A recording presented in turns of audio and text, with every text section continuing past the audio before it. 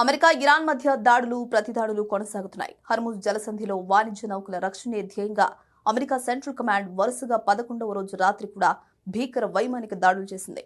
కాగా ఇరాన్ రాజధాని టెహ్రాన్ కు దక్షిణంగా నతాంజ్ యురేనియం శుద్ధి కేంద్రానికి సమీపంలో అత్యంత సురక్షితంగా నిర్మితమవుతున్న పీకాక్స్ మౌంటైన్ అనే భూగర్భ అణు కేంద్రాన్ని లక్ష్యంగా చేసుకోబోతున్నట్లు ట్రంప్ ప్రకటించారు. ఈ ప్రకటన ఉద్రిక్తతలను మరింత పెంచుతూ ప్రపంచాన్ని ఆందోళనలోకి నెట్టింది. వైట్ హౌస్ లో జరిగిన ఓ సమావేశంలో ట్రంప్ విలేకరులతో మాట్లాడుతూ చాలా త్వరలోనే అత్యంత శక్తివంతంగా ఆ ప్రాంతంపై మేము దాడి చేయబోతున్నాం. దీన్ని అడ్డుకోవడం వారి వల్ల కాదు అని హెచ్చరించారు.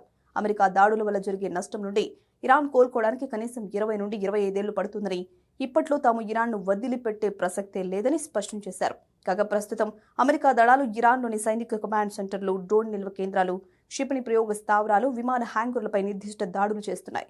మరోవైపు తాజా దాడుల నేపథ్యంలో ఇరాన్ రాజధాని టెహ్రాన్, తబ్రిజ్, చాబ్హార్, కునారక్, బూషిహార్ నగరాల్లో వైమానిక రక్షణ వ్యవస్థలు యాక్టివేట్ అయ్యాయని, భారీ పేలుళ్ల శబ్దాలు వినిపించాయని అంతర్జాతీయ మీడియా పేర్కొంది.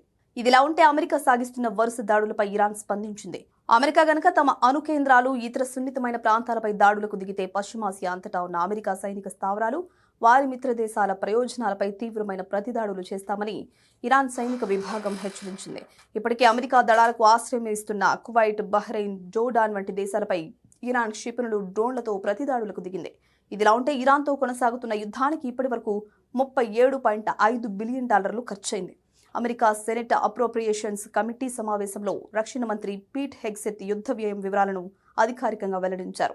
మేలలలో ఉన్న అంచనాల కంటే ఇది సుమారు $8 బిలియన్ పెరిగింది. ప్రస్తుతం క్షీణిస్తున్న ఆయుధ సంపత్తిని తిరిగి సమకూర్చుకోవడానికి, సైనిక చర్యలను సెప్టెంబర్ 30 వరకు కొనసాగించడానికి ట్రంప్ ప్రభుత్వం అదనంగా సుమారు $67 బిలియన్ అత్యవసర నిధుల ప్యాకేజీని ఆమోదించాలని కాంగ్రెస్ను కోరుతోంది. ఇక విపక్ష డెమోక్రటిక్ పార్టీ సభ్యులు ట్రంప్ పాలనపై మండిపడ్డారు.